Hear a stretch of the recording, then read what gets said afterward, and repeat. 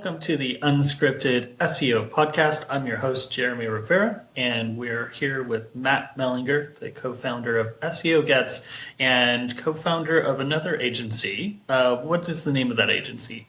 Local SEO Partners. So, jumping right into it, what's it like being both an agency owner and also trying to get your own SEO software off the ground at the same time? Are there synergies, or is it really pulling two carts with different horses? Yeah, it's been interesting because I've been dealing with the shiny object syndrome since I've been an entrepreneur 7 years ago, where it's like, oh, software, oh, agency, oh, I could do this, oh, I could do podcasts, oh, I could do all these things. And so one of the things that I've been really working on focusing on is, like you said, synergy of the work that you're doing to compound them. So when I joined SEO Gets as a co-founder, I had already had the agency for probably 2 years. We're a small boutique agency that only does local SEO. And so when I found the tool, it was in beta, and I wanted to, I loved the tool. I was planning on having a developer friend build something similar to it myself. And then when I found it, I was like, man, I should just go and acquire this tool. It gives us a head start, and reached out to the developer, Guy.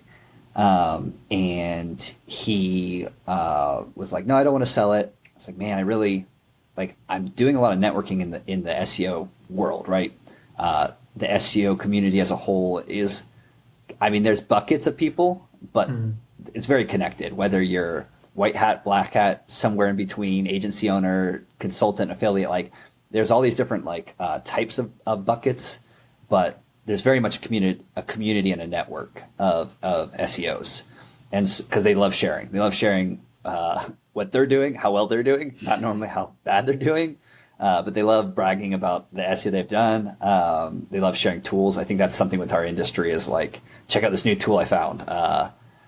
What about Ahrefs versus SEMrush? What about this versus that? And so when I offered to buy it from Guy, he said no. I was like, well, would you be interested in partnering where I'll be in charge of growth and product development, because I'm going to use it for my agency, and then you just focus on the development side, because he had a couple other SaaS companies as well, but none of them were targeting SEOs. And so when I joined, so the synergy has been great. There are definitely some aspects of it's very much what a Venn diagram, where there's a big overlap between the two, because again, I'm using it for my agency. I use the tool every day, where it's like, man, I could really use this feature to make my job easier. And so I'm like, hey, Guy, can you go build this? Yeah. And the best part, I think we talked about it, but I've had so many people hey, can we have this feature? I'm like, we're working on it right now because I wanted that feature. And so it just works really well because you have an SEO leading the product development that uses it every day, that understands how SEOs think, that understands content optimization, reporting, client management, all of these different aspects. And so we're definitely building it in kind of the two buckets, where there's going to be opportunity for content optimization, but then we're also working on the consulting agency side, where it's reporting or basically communication. So trying to fix those two buckets, and we mostly have a lot of our big, our ideal customer profile, I thought originally was just going to be agencies and consultants, which that's how it was to begin with. But we have recently had a lot of in-house SEOs with large sites. The third group of right. It occurred to me, jumped right into saying, SEO Gets, assuming people know what it is or what it does. Just give me a quick recap to explain what would you say you do here with SEO Gets. I know what it is, you do, but just kind of explain real fast what the concept is and what the software does.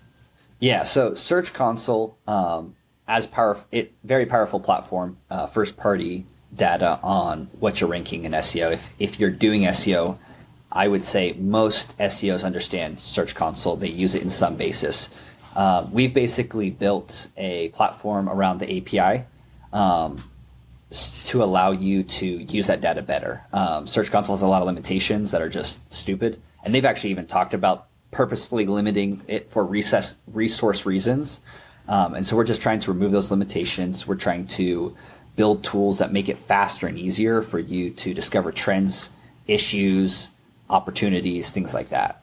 So it's basically a Search Console super tool as of right now. And there's opportunity later for some really cool upgrades to it, where we might bring in self-storage so that you can extend the storage past 16 months. We kind of talked about that. There's email reporting. So there's things outside of it that just add to it, but it's at a core, it's a Search Console API wrapper that does a really good job of bringing value to SEOs. I love how on the primary dashboard, you can pull in, it's unlimited, right? Like you can connect it to multiple different GSC, profiles. Cause as like, I'm a freelance SEO and I've got an agency and they've got a profile which has 15, clients, of which I'm working on 3. Then I've got my own 3 sites and then another different email. So you can, once you get a subscription, you can actually have a dashboard that is connected to multiple different IDs and Gmails and pull in those APIs to a single dashboard. So you have a sorted list of multiple different sites, and all of those are showing in little charts, and then you can click into those to get more into those metrics. And I love the smoothing of the data. So it's not just a spiky daily, it could be weekly or monthly. I gotta say, like, that's almost like 99% of why I'm paying for it and why I'm convincing all my clients to pay for it. Is just that data smoothing. But also, like, it kind of dovetails a lot with like just good best practices in SEO. So like one, I know AJ Cohn, as far back as like 2010, was talking about the power of thinking not of an individual keyword. Like it used to be like, oh, hey, what is the keyword we're targeting for this one page? And now it's more of like, okay, what is the central concept and what are the co-occurring terms and phrases in this cluster around it? But then you got to figure out a way, okay, well, what's some centralized way to create a cluster, either in terms of how this set of pages that are relevant to it, or on the other side, a keyword cluster in terms of all of these words that I want to track. I want to see how are we performing with, cow milkers, there's all kinds of different, there's commercial cow milkers, there's residential, it's all over the place. So you kind of have that keyword phrase and it pulls that in. I like that the tool supports that approach. And it kind of bypasses some of the problems with third-party data. Like, Ahrefs is constantly scraping, they've got one of the biggest, databases now, aside from Google, as terms of indexes and superpower and computing, but they still aren't going to find all of the terms and phrases because niche and branded phrases aren't going to show up in those third-party tools. There's no reason to. But what are some of the limitations you see in terms of Google Search Console data, either being limited, being inaccurate? I have my own opinions on it, but obviously you're making a tool powered by this data. So what are the top 3 data problems that people either going to have to deal with or be aware with to properly use a tool? Yeah, so we're actually, as we speak, Ben, who's kind of my right-hand man, is compiling the data for a case study on this, which has actually been really intriguing. I've already been digging into some of the data. But everyone knows that Search Console is not perfect, especially with the term that they call anonymized queries. And so say you have a website that over the past 3 months on the top chart says it's got 3,000 clicks. We'll make it simple, 1,000 clicks, right? Mm-hmm. And what we've seen is that when you export the queries, so below it'll show all the queries that have ranked under that time. What we've seen is when you export those queries, it only shows you, and the data it ranges anywhere between, I think it's 5% for like a very low site that had like 100 clicks to up to like 70% of those clicks. What we have discovered recently, actually just doing the study, and I didn't even realize this until we just did this. If you look at the page level, it shows you 100% of the clicks almost every time, which I didn't realize that. So going back to topic clusters and looking at it holistically, if you're trying to locate where the clicks are coming from, you want more accuracy, you need to go to the page level, which most people don't. Most people go to the queries and they sort by queries and they do everything on the query level, but you're playing with a hitting game. With that being said, the hitting game is consistent. And so when, measurement marketing, years ago when I went to a digital marketer conference, back when they were the big dog, I don't know if they still, I don't listen to them anymore, but there was a speaker, measurement marketing, I forget his name, but head guy, I'm an analyst at heart. I love analyzing numbers, looking for patterns, trends, anomalies, opportunities. That's why SEO Gets is so powerful. He talked about not looking at exact numbers. The only numbers that you can really look at that are exact for KPIs are two things: leads and revenue, right? Right. How much money has hit my bank account and how many contacts have I received? Because those are the only two numbers I can accurately say it's been 50 leads and we've made $1 million in revenue. Those are exact numbers. But whenever you're tracking things with GA4, plausible, GSC, any Ahrefs is even worse. And we're actually in this study, we're comparing what Ahrefs said we did to what we actually did alongside the export. The study is going to be really fascinating. Hopefully we'll have it out in the next week or so. I have been fascinated, the whole thing with 100% of the click data is in the page level on exports. And we actually had one that doesn't make sense. The impressions that we exported on the 12-month level was 150% of what the impressions said on the chart above. That makes no sense to me because it only happened once. Yeah. But the fact that that was even possible, I triple checked it. And I'm for this one site, there was 26 million impressions over a 12-month period. When I exported the data, the pages showed, when you added up the column, it was 46 million impressions total. I'm what happened to the other 15 million? And I guess the thing is with SEO Gets or with GA4 plausible, which we did track how many total clicks does it say over this time period against plausible. And it was between a 90 to 95% accuracy comparing the two. Yeah.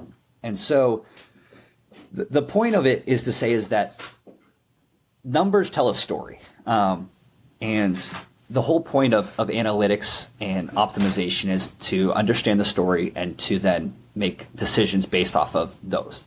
The actual, if I told you number 10, what is that? That without context, that means nothing. It could be 10%, it could be 10 million, or it could just be 10 clicks, 10 impressions, 10.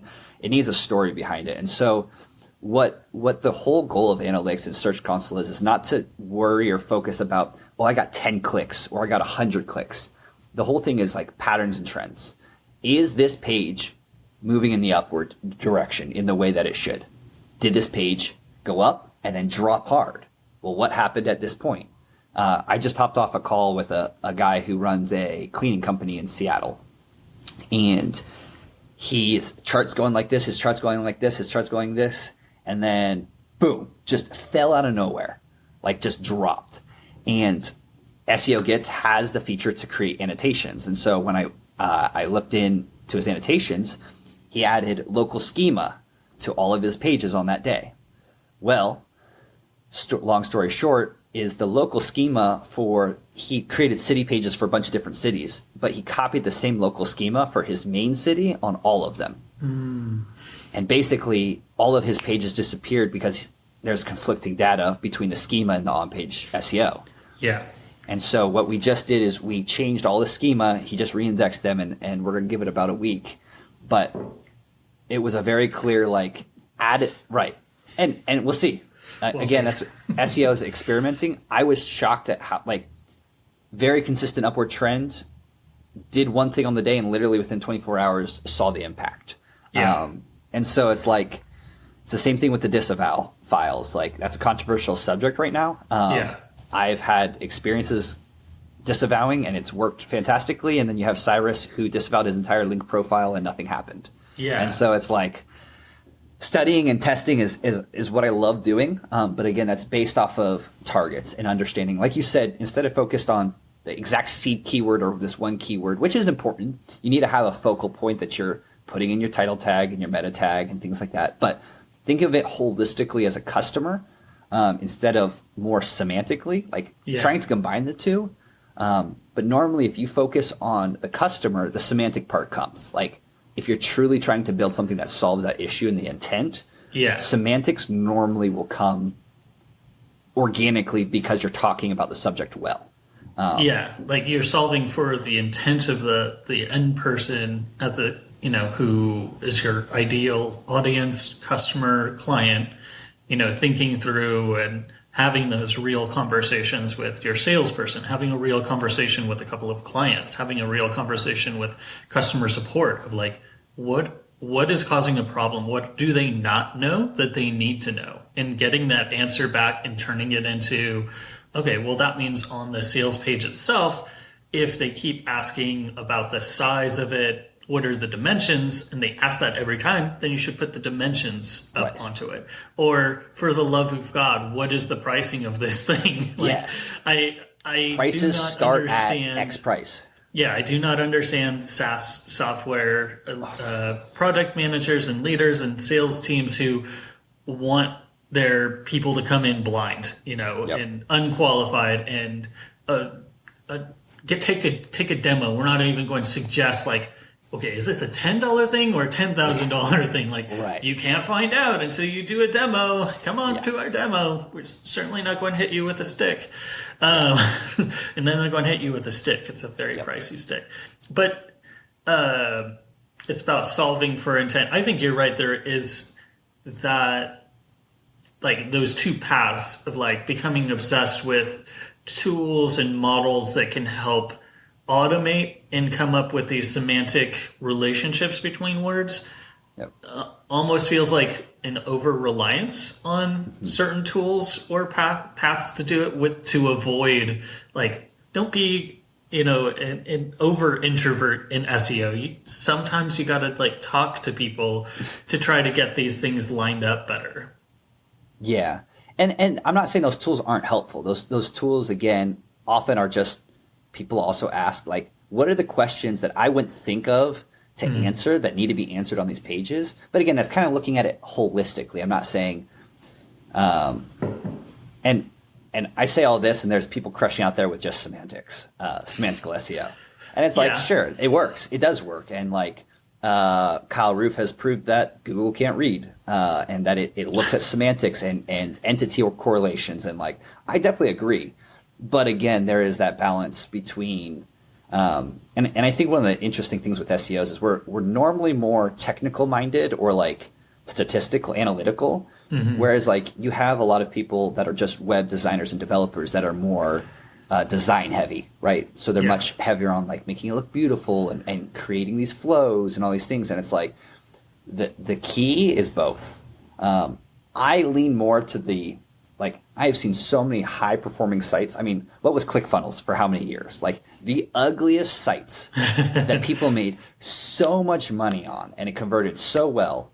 And so there's kind of this thing of like, there's an ego battle with design.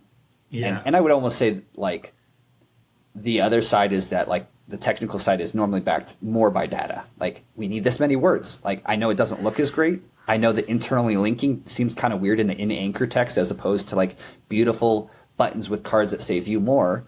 But statistically, the pages that do well have these things. So do you want to make money or do you want to look good? Bradley Benner always says that. He's like, do you want a pretty site or a performing site? Because what do you want? So. Yeah, and then you have developers who create a single page application, JavaScript type site, and they have a beautiful button, but it's just a button. It's not actually an Ahref link that leads to another page that can be indexed. It's all a single page. You click the button and you interact. Oh, okay, that's great. But then you try to crawl it. You're like, did I check the no index? No, okay, it's not the no index. I can't crawl the site. okay, there are no links on this site. There's one page on this site, despite like I clicked all these buttons that go to these things, but no. Sometimes you have a developer who thinks it's incredible for you to use Angular for your front end of your website.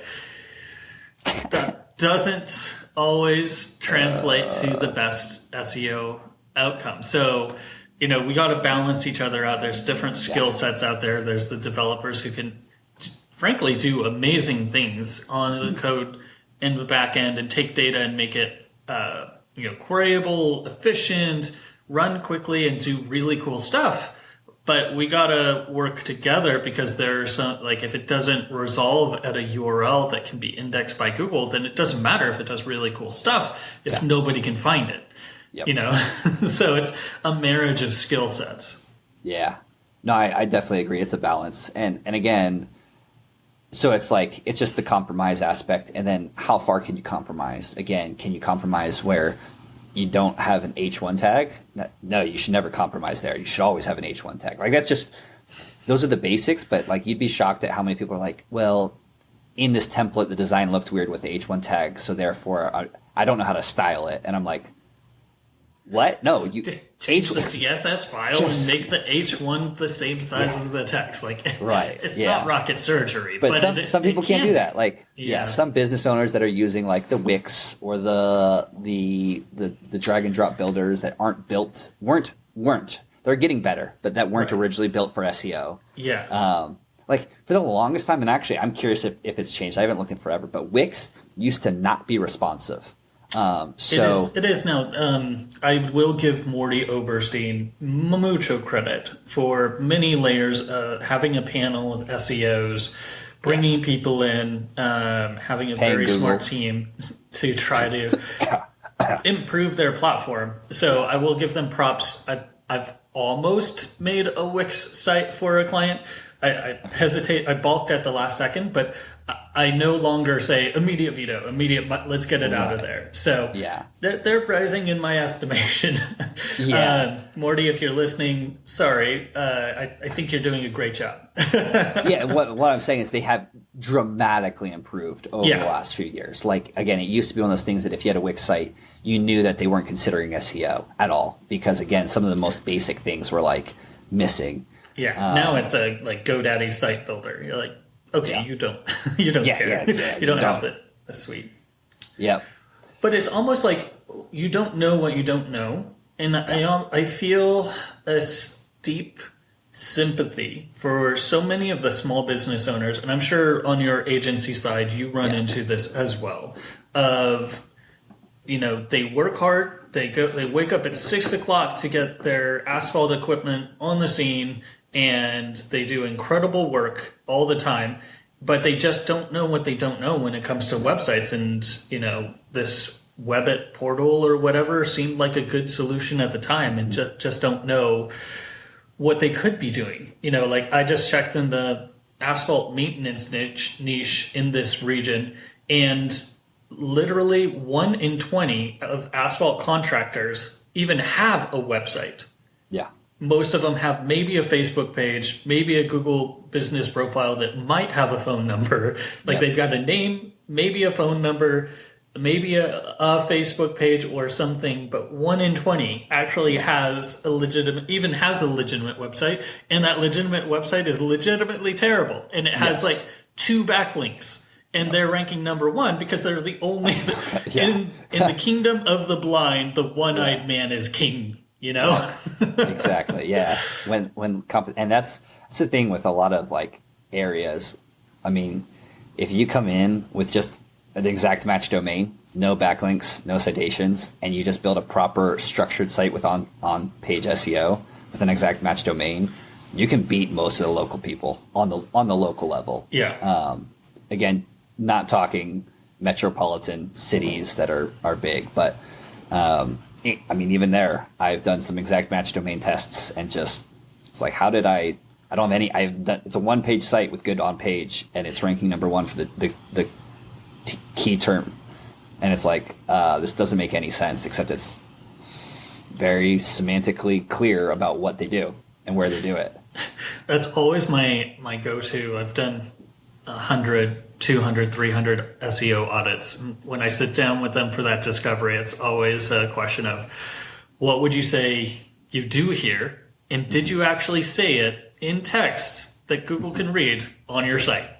Yep. It's like 1 in 10 at best has actually said what they do. Like there was one guy that we're the best at, we excel at customer service and we'll deliver your product as fast as possible. Like, what do you do? We're like, oh, we do restaurant rebranding and redesigns for Red Robin and other chain restaurants. I'm like, all right. You never said restaurant. You never said redesign. You said the fastest delivery, best customer service, and your pictures are all over the place. Like I couldn't tell if you were a restaurant chain or like you're taking pictures of things. So like it sometimes for these small business owners, it's a matter of stepping back and saying, I don't know what I don't know, and finding a person to trust. And I think that's something we have to address as an industry is taking responsibility for the snake oil salesman. In the 1900s, there were cures that literally were snake oil, and they really did work. But it's the guys that sell snake oil that it's not snake oil, it's castor oil. And what's the advice for small businesses who want to, find somebody legit? Like, what are the signals that a consultant or an agency is going to do legit work? So I love this topic because I detest a lot of our industry because I've personally, I don't know the amount of times that I've talked to someone that has been flat out scammed by SEOs because they say it's such a churn and burn industry where agencies that have so many clients, they say as long as we keep them for 12 months and we can replace them within that 12 months by a new client, it doesn't matter if we don't do anything because they're going to churn anyway. We don't get results, it doesn't matter. And we just keep telling them, no, it just needs another 6 months. I have had, within the last probably 6 months, 5 or 6 people that have come to me that have paid for SEO retainers anywhere between $500 to $3,000 per month. And I'm not kidding when I say that they didn't have meta descriptions. They didn't have proper title tags. There was a case that the site wasn't even being indexed. They had a robots TXT. And I'm like, you're paying an SEO company and your site isn't even indexed. Like you can't get more fundamentally flawed. Yeah. Scummy of the, I want to use stronger words. I'm not going to, but that pisses me off because it is small business owners that they're targeting. Yeah. My dad was a victim of that. He was like, I asked, okay, can we get the Search Console analytics for the past 6 months of your work? This was back before I even knew SEO. And I even knew can I get anything? He's like, we don't have that. I was like, then how are you knowing what's working? Well, we had a data about, I'm like, okay, I'm about to punch this guy. Like I'm sitting across the table wanting to punch this SEO guy because it was very clear that there was, I'm not even going to get into it because obviously it's my dad. He owns a business, small business owner. He doesn't know the difference. Yeah. That pisses me off. He's taking advantage of family. And you're lying, you're gaslighting to their face. That's the issue is that because they don't understand it, you can use jargon to be like, blah, blah, blah, blah, blah, blah. And they're like, sure, I guess. But why aren't I getting calls? Yeah. Well, whatever. So answer your question, rambling on because it is a heated subject for me. It pisses me off. If you're going to hire, if you're a small business owner listening or recommendation, there's really 2 things. Give me a phone number or an email or contact information of someone that you have helped that has gotten results that I can talk to. If you can give me 2 or 3 of those, even better. Give me 1. I want to talk to them and I want to ask, did these people help you? And what?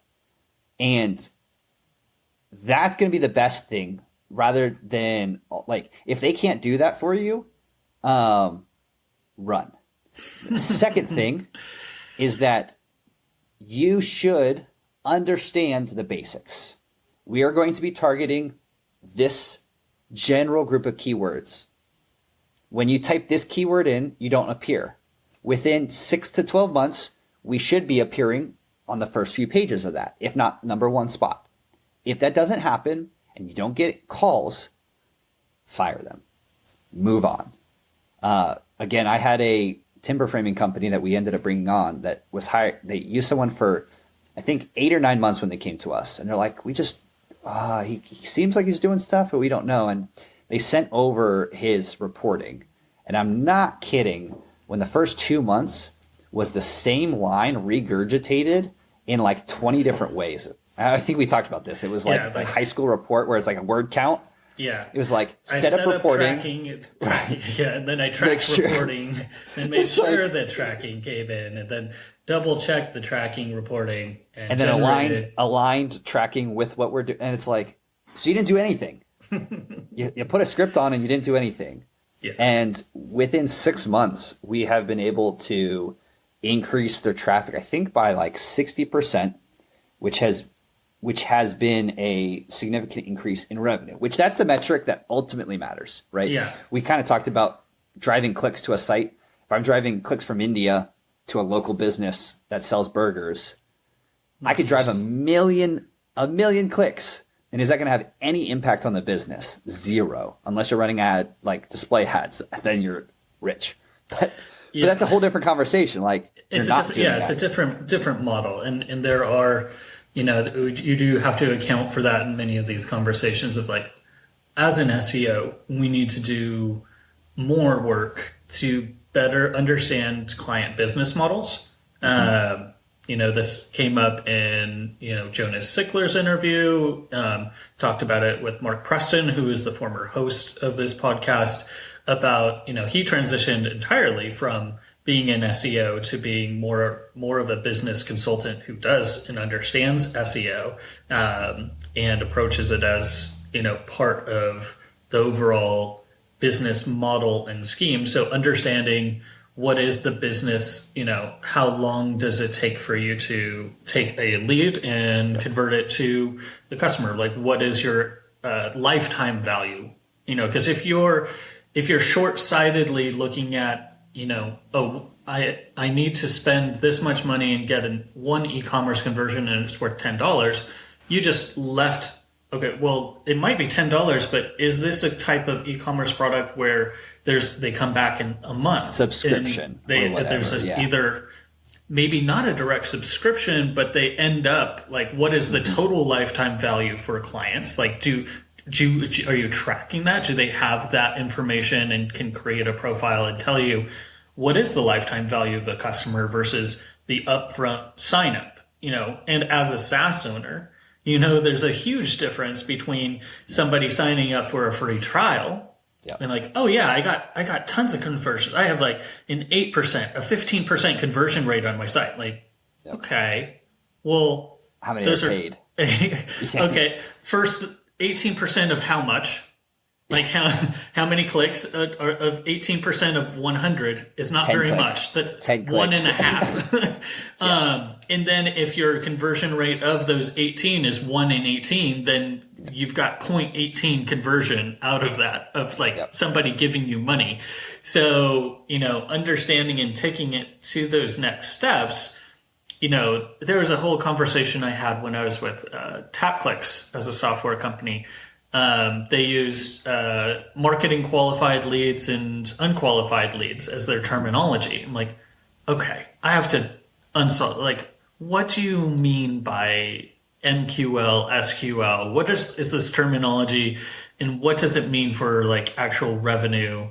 Why'd you put these in these different buckets? Why are you calling them, unqualified leads versus qualified leads? And is that a measurable difference in the amount of people you're able to close? Or like, how does that impact your workflow? And when some people come from the SEO channel in different ways, are they all falling into one of those two buckets? Or is there a crossover? How are you measuring that? And what are the OKRs that you're proposing to the CEO that you're going to hit in the next 6 months, quarter, year, 2 quarters? Like, how are you getting budget for your team? Is a conversation that many SEOs aren't even close prepared to have. Yeah. And I think that's one of the things that comes from the benefit, and I'm a big advocate, and I'm working on this in our agent ourselves, is niching down into industries, because the more you start to repeat the same, you understand not only your clients better. So what are the pain points of a roofer compared to an e-commerce store? Like, one might be warehouse logistics and one might be answering the phone. Like, those are like, you get to know your customer pain points, avatars better, but then you also get to know their customers better. So like, if I'm selling to pet food and I'm selling mobile bartending, like, understanding the pain points of what is that someone that's looking for mobile bartending want. They want to make sure that there's a guarantee and that there's a liquor license and all of these things that, okay, well, that's been added on this one site. And if I have another client, I know that there's going to be similarities there. So the more you can stay in the same vertical, the more you can learn and test things across one, try it to a second, see if it's repeatable. And if it's repeatable, then you understand that, hey, I just helped 2 clients, but now I can compound that same information across 10. You can't do that when you're across all these different verticals. Yeah, that's the challenge. The jack of all trades, master of none. But also a bit of the curse of, a freelance SEO consultant. Yep. And, a lead comes across and says, oh, hey, I'm in the poop scooping industry. Can you help me? It's hard. Like, am I going to niche down and be the poop scooper SEO? Right. Maybe not. There's probably a market for it. No, I can tell you there is. There's a lot more pet waste management companies out there. They have their own conference, and I spoke at it. They're very polite people. But it's just an example of, like, there are these really obscure niches.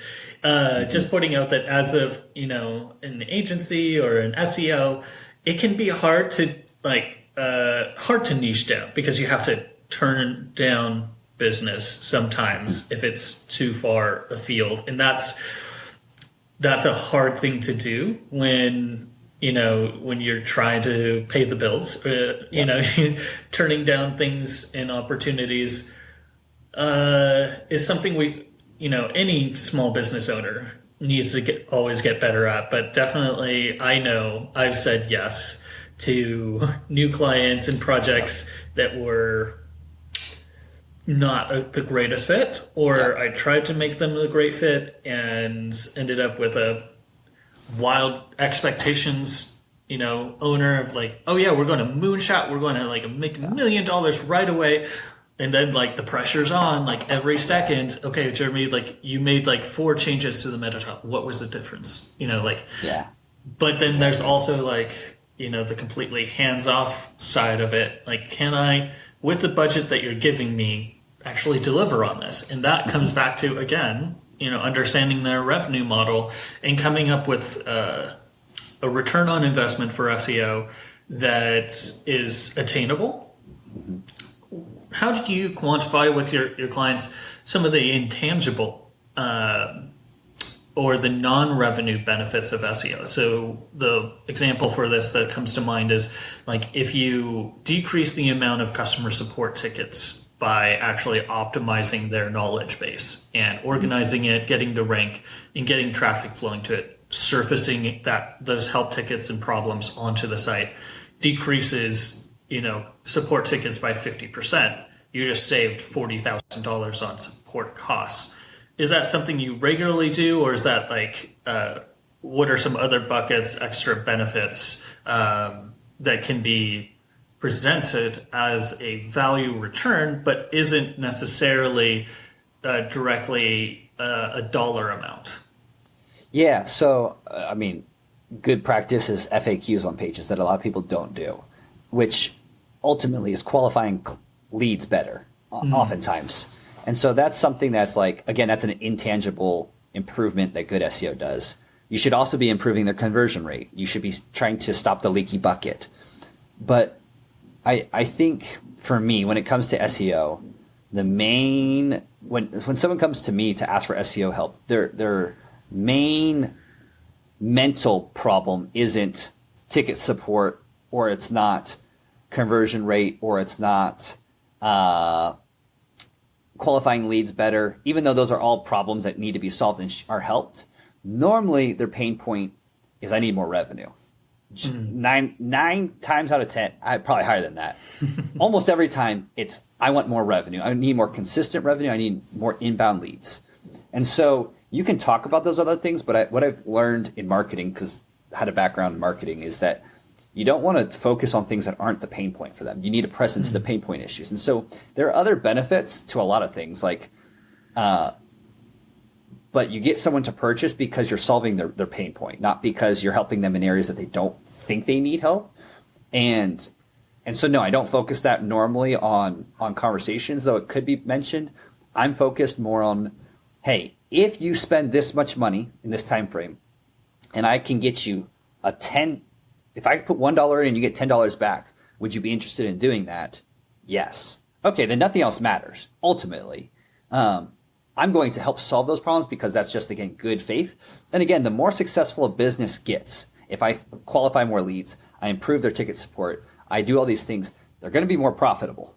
Yeah. If the company is more profitable, are they more likely to keep me on longer?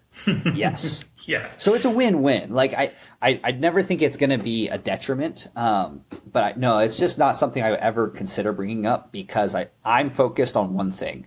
Again, business owners are already distracted with 1,000 things on their plate, especially if they're owner operators. Again, I'm a local SEO. Yeah. So a lot of them are owner operators, right? So they're in the weeds and they're trying to grow the business at the same time. And so I can't be talking to them about all these different things. Is number going up or down? I could care less. Is phone ringing or not? Like, right. Dumb it down in a good way, not like they're dumb, but simplify it. Simplify it so that they have to focus on two numbers. We do more reporting, and I'm testing on how much. I found the most difficult clients are the ones that actually want the nerdy details because they think they know SEO sometimes. Sometimes not. And it's more work trying to report accurately those information that you want. And here's the thing. I understand wanting to have a pulse on the understanding of how SEO is going. It makes total sense. But at the same time, I want to focus on building and growing. And I think it's the balance between, am I getting scammed versus not getting scammed? And one of the ways that they can do that is through reporting, accurate communication of what's happening. But like when I go to order a burger at McDonald's, I'm not like, how do you make the burger? Like, can I know all the details and ingredients in that burger? No, you order the burger and they give it to you and you eat it.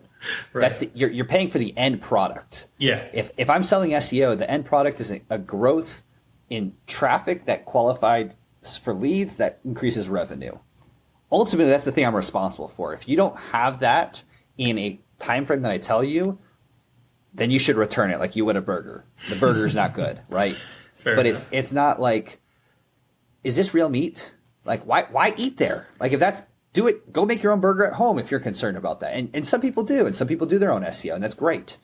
But if you're coming to outsource it and trust someone, trust them in that area. But it's a balance. It's client management. That's why people love the rank and rent over the agency model in a lot of ways, because it's leverage. They're not concerned about pleasing the client. They're just able to. A lot of SEOs are introverts. They don't want to deal with humans. They just want to go build a bunch of spammy backlinks and rank sites and make money at the end of the day. And so there's a balance to those with running an agency for sure.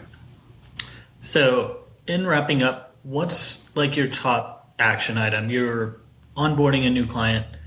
What are the top 3 things that you're making sure they do? And let's narrow it down. You're specializing in local SEO. So let's say, what are the top 3 action item things that you always do when you onboard new local SEO clients? One is set expectations. I've failed in that in the past. And if you don't set proper expectations, it's just a pain. You're setting yourself up for failure. They may think that you can rank for things that you can't. Mm-hmm. And vice versa. They don't know time frames. They don't know so set expectations properly, realistically. But second part is communication. You can have be doing a terrible job in communicating well, and they will probably feel more secure than if you're doing a great job and not communicating at all. Right. And it's true. Like, it's weird, but communication is key. And then the third thing is SOPs. As much as I'm unorganized in myself, the agency, I've been working on building SOPs, and so that every single time, checklist, are these things done? Because if I'm just relying on my brain and as a consultant or as an agency, it's like, oh, we did this, and then we should do this next, and then, oh, this popped up, let's go do this, instead of just saying, we know you need to build the citations, you need to get the optimized pages, you need to get the website built, you need to do this, this, and this, and then once that's done, then you need to start doing this. It's a repeatable process. Yeah. And so when you don't have that documented, you forget things. Oh, we forgot to do the schema. It's not a big, huge deal, but it's important. Sure. It should be done. It's not hard. It should be on the list of things to do. Do we set up Bing? Oh, I forgot about Bing. Who thinks about Bing? Set it up. Like, it should just be part of that process that every time it happens. And so those are the 3 stages that have really helped the client management. We have a really good retention rate. We also have a small amount of clients, and so it's easier for us to handle a little bit more personal. The other thing this is more just a personal thing, is I'm building for a lifestyle business right now. Yeah. As opposed to scaling. I don't need $1 million agency or more.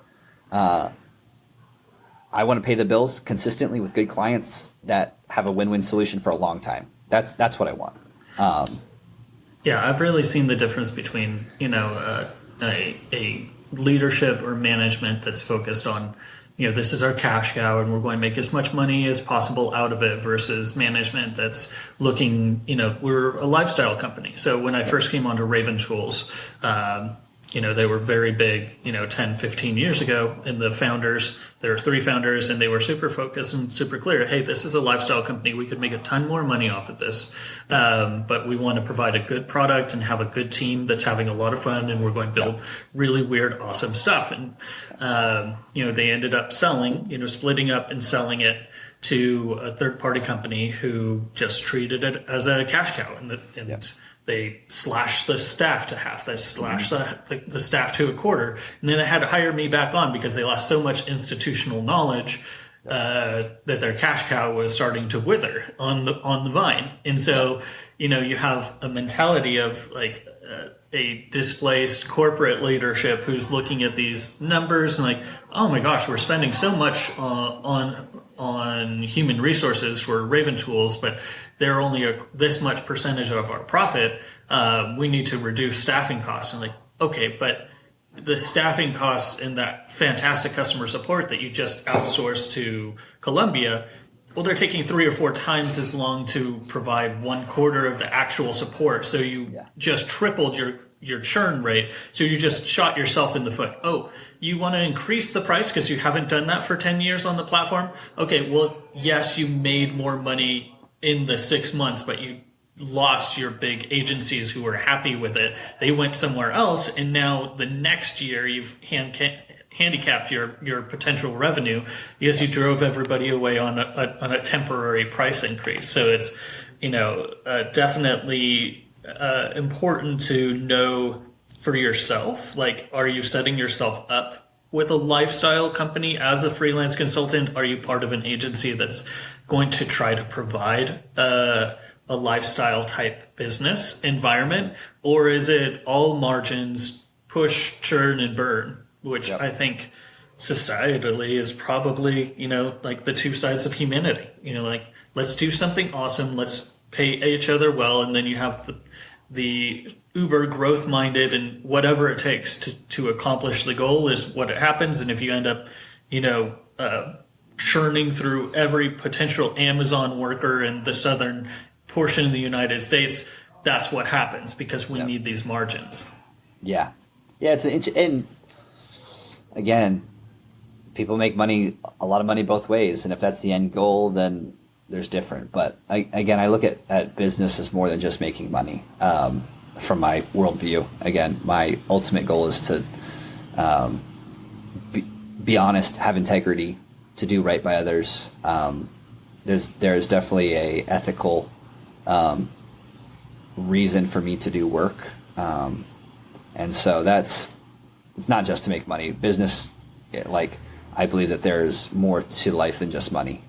So that makes sense. So wrapping up, just tell people where we can find you if they want to have conversations. Are you on Twitter, on LinkedIn more? What are you up to? Mostly on Twitter. Also email me at matt@SEOgets.com anytime. Check out the tool. Let us know what we can build. Again, we have a lot of stuff coming. It's a lot of fun. Doing a lot of case studies. And if you have questions on the local SEO level, feel free to reach out. I'd love to take a peek at anyone that has local SEO. I just love local SEO from the analytical standpoint. So, all right. Thanks so much for being a guest. See you next time. All right. Thanks, Jeremy.